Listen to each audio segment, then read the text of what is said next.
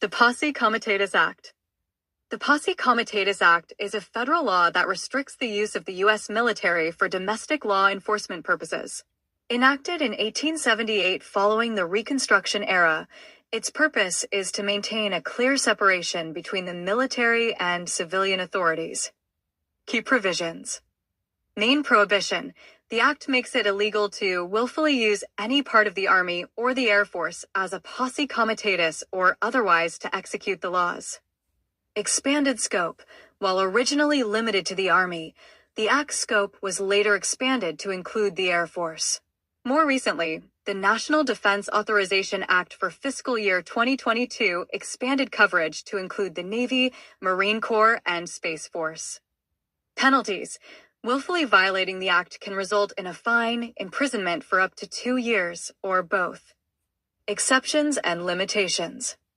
The Act is not an absolute barrier and includes several exceptions where military involvement in domestic affairs is permitted.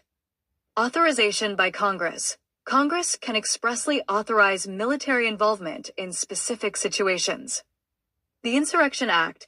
This is a major exception that allows the president to deploy active-duty military and federalized National Guard troops to suppress an insurrection or enforce federal law in certain circumstances. National Guard under state control. The Posse Comitatus Act does not apply to the National Guard when it is under the control of a state governor. Coast Guard. The Act does not apply to the Coast Guard, which has a maritime law enforcement mission. Indirect assistance. The law does not prevent the military from providing indirect support to civilian law enforcement, such as providing information, training, or equipment. Recent relevance.